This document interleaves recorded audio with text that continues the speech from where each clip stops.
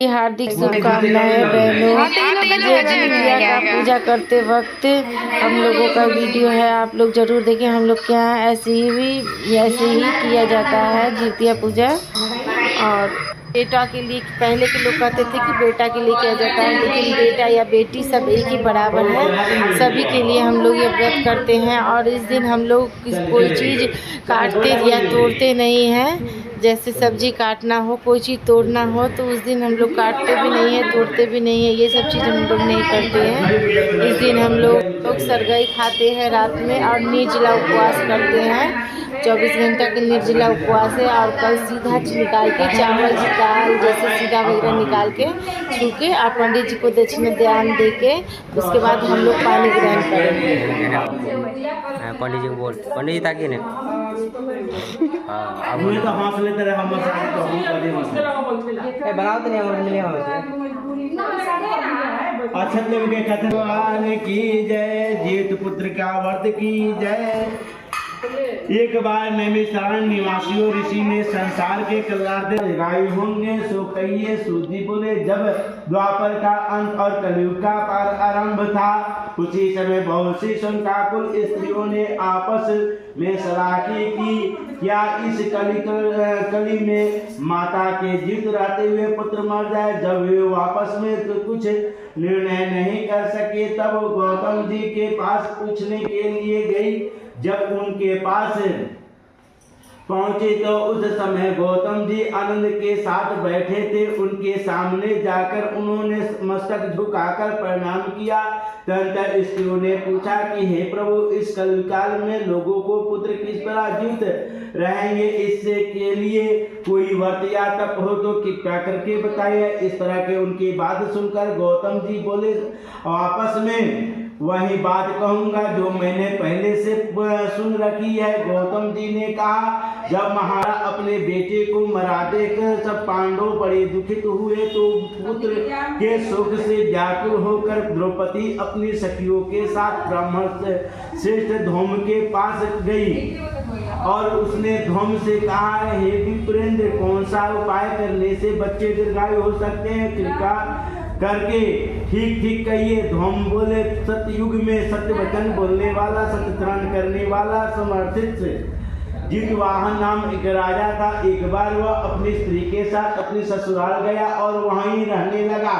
हुई कहती थी, हाय मुझे बुढ़ी माता के सामने मेरा बेटा मरा जा रहा है। उसका रुदन सुनकर राजा जितवाहन का तो मानो हृदय निवृत्त हो गया। वह तत्काल उस स्त्री के पास गया और उसने पूछा, तुम्हारी बेटा कैसे मर गया है। बूढ़ी ने कहा, गरुड़ प्रतिदिन आकर गांवों के लड़कों को खा जाता है। इस पर दयालु राजा ने कहा, माता अब तुम रो मत, आनंद से बैठो, मैं तुम्हारे बच्चे को बचाने का यत्न करता हूँ। ऐसा कहकर राजा उस स्थान पर गया जहाँ गरुड़ आकर प्रतिदिन मांस खाया करता था। उसी समय गरुड़ भी उस पर टूट पड़ा और राजा के शरीर का मांस खाने लगा। जब अतिशय तेजी गरुड़ ने राजा का बायां अंग खा लिया तो झटपट राजा ने अपना दाहिना अंग फेरकर गरुड़ के सामने कर दिया। यह देखकर गरुड़ जी ने कहा, देवयोगिनी, मैं तुम्हें कौन हो, तुम मनुष्य तो नहीं जान पड़ते। अच्छा अपना जन्म और कुल बताओ। पीड़ा से व्याकुल मनवाले राजा ने कहा, हे पक्षीराज, इस तरह के प्रश्न करना व्यर्थ। तुम और मेरा पिता का नाम है सरिवान, मैं सूर्यवंश में मेरा जन्म हुआ है और जितवाहन मेरा नाम है। राजा का डरता देखकर गरुड़ ने कहा, हे महाभागे, तुम्हारे मन में जो अभिलाषा है वह मांगो।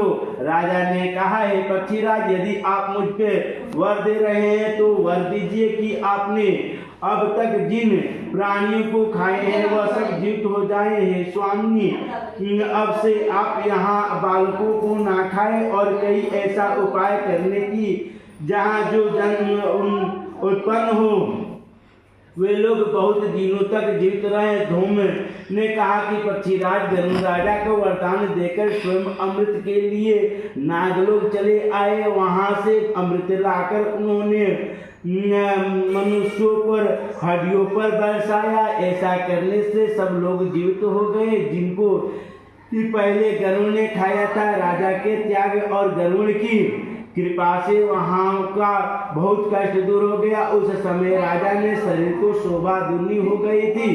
राजा की जलता देखकर गरुड़ ने फिर कहा, मैंने संसार में लोके से पूजित दुर्गा अमृत पुत्रिका कहलाई है। सो इस तिथि को जो स्त्रियां उस जीवित पुत्रिका की वह कुश की आकृति बनाकर, ये कुश की आकृति बनाकर पूजा करेंगे तो दिनों दिन उनका सौभाग्य बढ़ेगा और वंश की बढ़ंती होती रहेगी। हे महाभाग, इस विषय में विचार करने की भी आवश्यकता नहीं है। हे राजन, सप्तमी रहित और उदय तिथि अष्टमी को व्रत करे, यानी सतने वृद्धि अष्टमी जिस दिन हो उस दिन व्रत ना करे, शुद्ध अष्टमी को व्रत करे और नवमी को पारण करे। यदि इस पर ध्यान ना दिया गया हो तो फल नष्ट हो जाएगा और सौभाग्य तो अवश्य नष्ट हो जाएंगे। जितवाहन तो इस तरह का वरदान देखो करने से बच्चे दीर्घायु होते हैं। हे देवी, तुमने भी पूर्वोक्त विधि से यह व्रत और दुर्गा जी का पूजन करो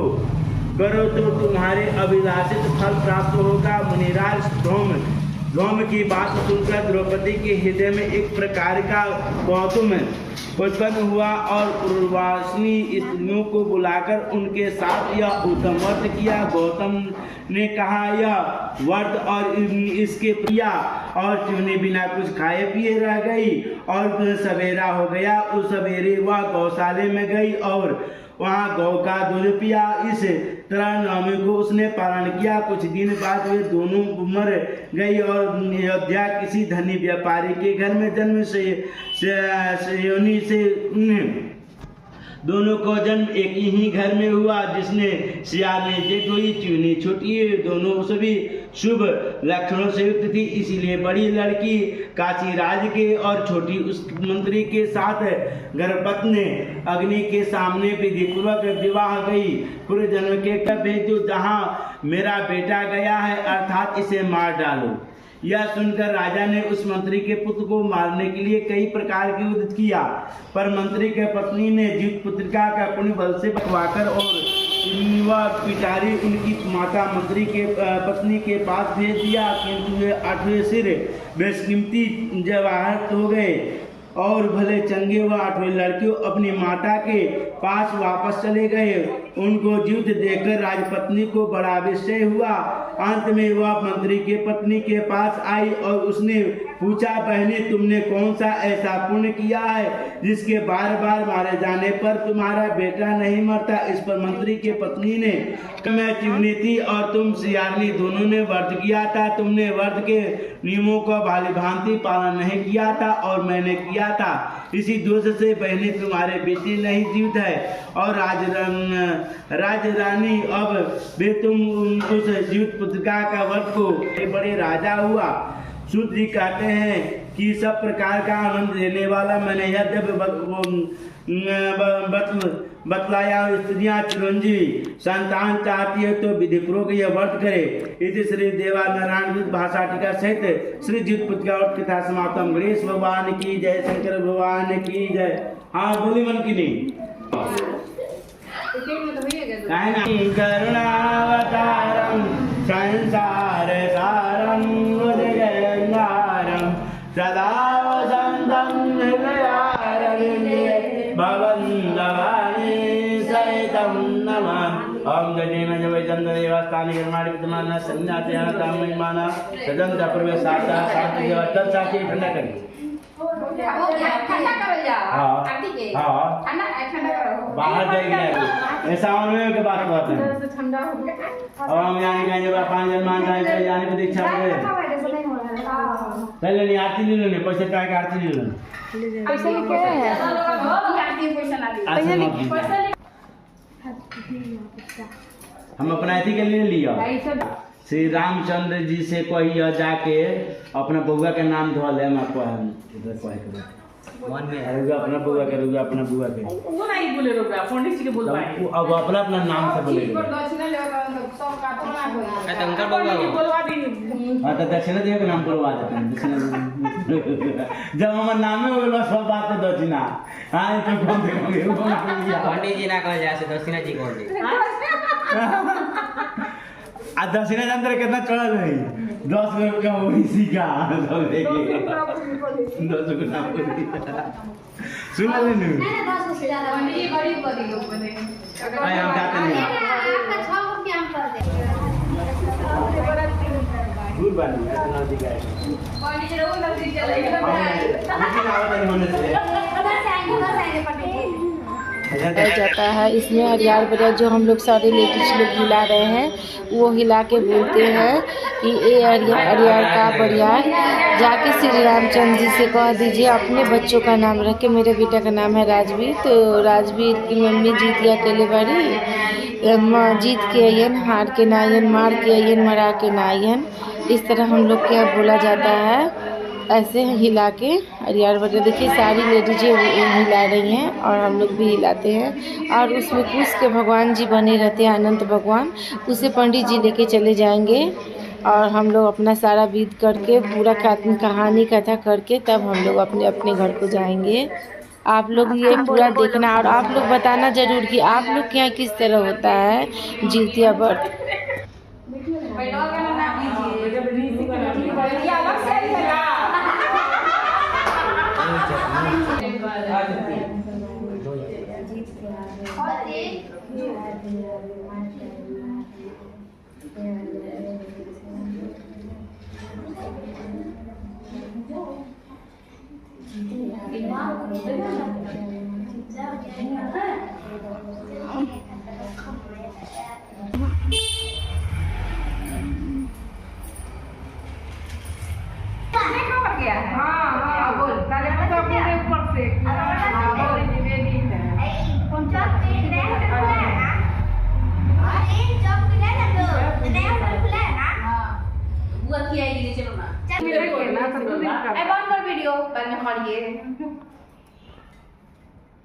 वीडियो खराब देखा जाएगा तो एकदम लाइट लगा तो सब वीडियो ताते सोना चांदी तो मैंने उठाओ तरीका देते ने भी रहा था मैंने उठाओ तो पूरा घर भगवान को लगा ध्यान दिला बहुत करी हां बेरा हो गए अयो अभी ले हुआ है ना कहीं ना लकी से बुझा था कालू ना ना कुछ खाई दे पूरी से ना लकी लेकर सके भेजे देख कर मुसी तो टाइम ना यार लेकर सन गइलो सब तो के तब घरे ना लोग मरे के जगह माल हो गए घरे ना लोग के फिर मैंने पूछे मौसी के दे के तब कर जा मौसी तू काहे ना होई है काम पर से अथी माई बोले लखी है तो देखना बहू बड़ी काम बाटे हमरा से हमरा कुछ सते ना मिले लोग से नहीं है से हम बाद में दियो ना पलक हम ना घरे जाके लेके के जा और जाएगा देखला जब बापू तो मोहल्ला का भी कौन गला मौसी पूरा दे में सोना चांदी कलकत्ता से पूरा कहां फुर्सत हो गया तो काम करे आई तो हां रात भर में पूरा कैसे हो गई